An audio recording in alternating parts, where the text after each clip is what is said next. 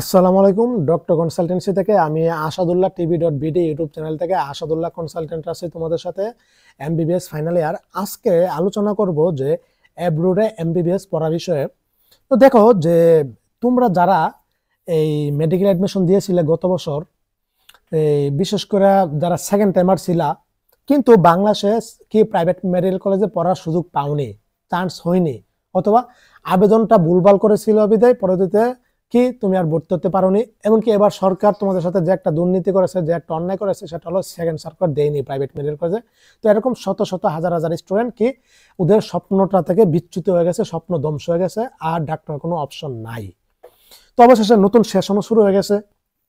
তো এখন যারা এইচএসসি 23 ব্যাচের ছিলা অথবা 24 ব্যাচের ছিলা, ওদের জন্য এখন কি অপশন আছে, অথবা এবার যারা 25 ব্যাচের আসো, যারা মেডিকেল অ্যাডমিশন দিবা, তো তোমাদেরও বাংলাদেশে যখন চান্স হবে না সরকারিতে বেসরকারিতে, তখন কিন্তু একটা অপশন আছে, সেটা হচ্ছে অ্যাব্রোডে এমবিবিএস পড়া। তোমরা জানো যে বাংলাদেশে 6200টা সিট আছে, 6101টা সিট আছে বাংলাদেশের প্রাইভেট মেডিকেল কলেজগুলিতে। সেখান থেকে 45% হচ্ছে বিদেশিদের জন্য, বিভিন্ন দেশ থেকে এসে ভর্তি হয়। বুঝতে পারছো? 45% সিট। তো ঠিক সেভাবে বিদেশের মেডিকেল কলেজগুলি এমনকি ইউনিভার্সিটিগুলিতেও বাংলা স্টুডেন্টদের জন্য সিট বরাদ্দ আছে। তো আমি যেহেতু কনসালটেন্ট, ডক্টর কনসালটেন্সি নিয়ে কাজ করি, তো আমি কিন্তু বাইরের ইউনিভার্সিটির সাথে আমার কনসালটেন্সি যুক্ত। তো সেখানে স্টুডেন্ট পাঠাই যারা বাংলাদেশের সরকারিতে বেসরকারিতে চান্স হয় না, অথবা এত টাকা দিয়ে পড়ার সামর্থ্য যাদের নাই।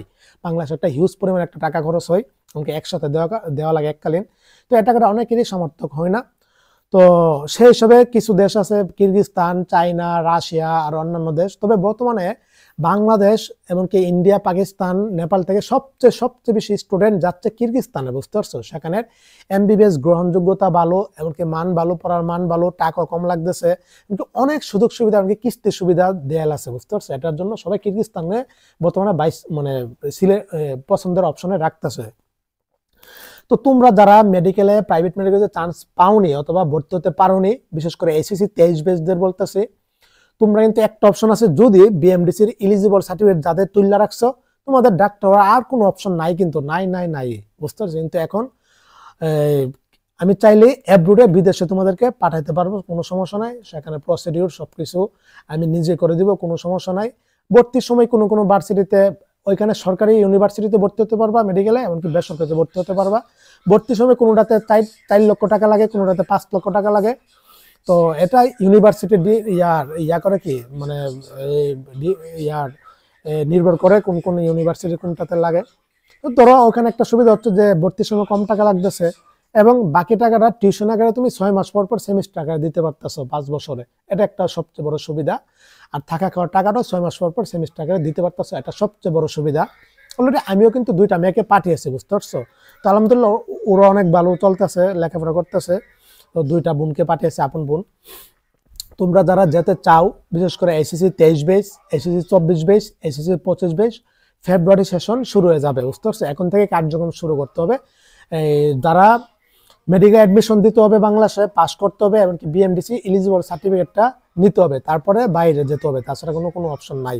হ্যাঁ, আর এগুলিতে বিভিন্ন ফালতু লোকটোকাস স্টুডেন্ট আছে, দালাল আছে, ওদের ফাঁদে কিন্তু বলে পড়ে না, সমস্যার মধ্যে পড়বা। কনসালটেন্সি করবা, তোমার সবকিছু কনসালটেন্সি 5 বছর দেখবে। বুঝতে পারছো?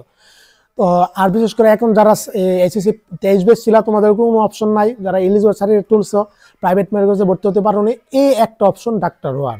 বুঝতে পারছো বিষয়টা? ডাক্তার হওয়ার পরে সবাই সমান। বুঝতে পারছো? তুমি সরকারিতে পড়ছো নাকি বেসরকারিতে পড়ছো নাকি বিদেশ পড়ছো, এগুলি দেখার কোনো অপশন নাই। ডাক্তারই সবাই সমান। BCS, FCPS, post graduation, MD, বিভিন্ন কোর্সে, এমআরসিপি, বিভিন্ন কোর্সের জন্য তখন পড়তে থাকে, চেষ্টা করতে থাকে। বুঝতে পারছো? তো এই ছিল, যারা আগ্রহী আছো অবশ্যই আমার সাথে যোগাযোগ রাখবা। এখন থেকে সেশন যেহেতু ফেব্রুয়ারি থেকে শুরু, এখন থেকে কাজ আমার শুরু করতে হবে। এখন থেকে ওইখানে ভিসা প্রসেস, অফার লেটার, এমনকি ইউনিভার্সিটি সিলেক্ট, ইউনিভার্সিটির সাথে কথা, তোমার পাসপোর্ট তৈরি, এমনকি আরো যত আনুষঙ্গিক ইয়াটি আছে, এগুলি সবকিছু ইউনিভার্সিটিকে আমি পাঠিয়ে দিব। তো অলরেডি কয়েকজন যোগাযোগ করতেছে যাওয়ার বিষয়ে, তো ওদের কার্যক্রম ইনশাল্লাহ আমি শুরু করে দিতেছি। বুঝতে পারছো?